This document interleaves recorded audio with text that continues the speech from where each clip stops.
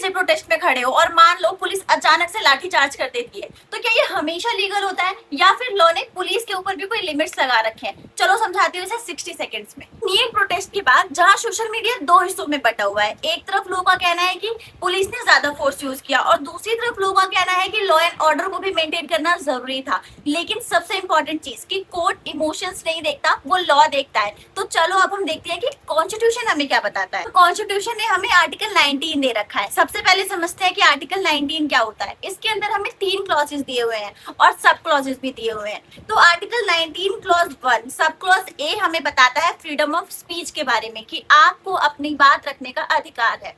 Article 19 clause 1 sub clause B हमें बताता है पीसफुली असेंबल होने का अधिकार है।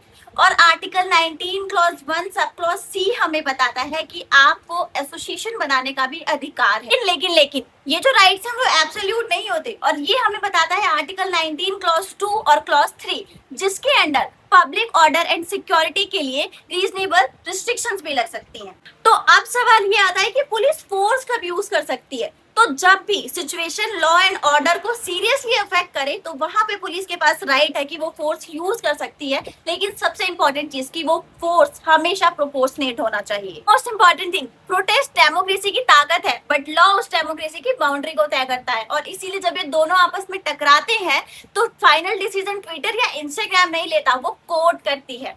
समझ आ गया हो तो फॉलो फॉर मोर, क्योंकि यहाँ पर हर ट्रेंडिंग इशू को लॉ के साथ डिकोड किया जाता है। Thank you.